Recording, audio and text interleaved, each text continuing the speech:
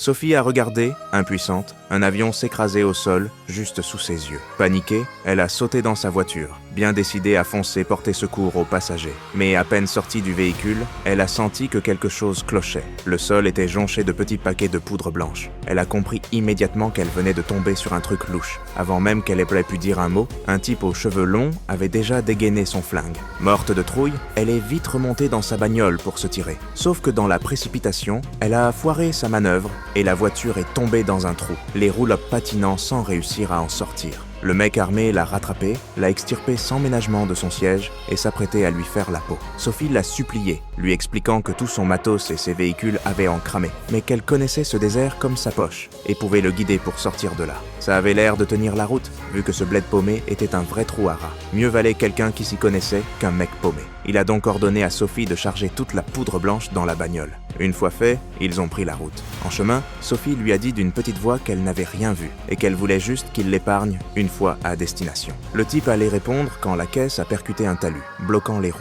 Ils ont dû se résoudre à tout fourrer dans des sacs et continuer à pied. Après une nuit entière de marche, Sophie était rincée et a réclamé une pause. Pile au moment où le mec a dit qu'il devait aller pisser, Sophie a sauté sur l'occasion pour se faire la malle. Le gars l'a vu détaler et s'est lancé à sa poursuite. Pas question de laisser filer son guide durement trouvé. Mais avec sa patte abîmée, il n'avait aucune chance de la rattraper. En un clin d'œil, plus de traces de Sophie. Sauf qu'elle a surgi de nulle part avec une brique dans les mains qu'elle lui a fracassée sur le crâne, l'assommant direct.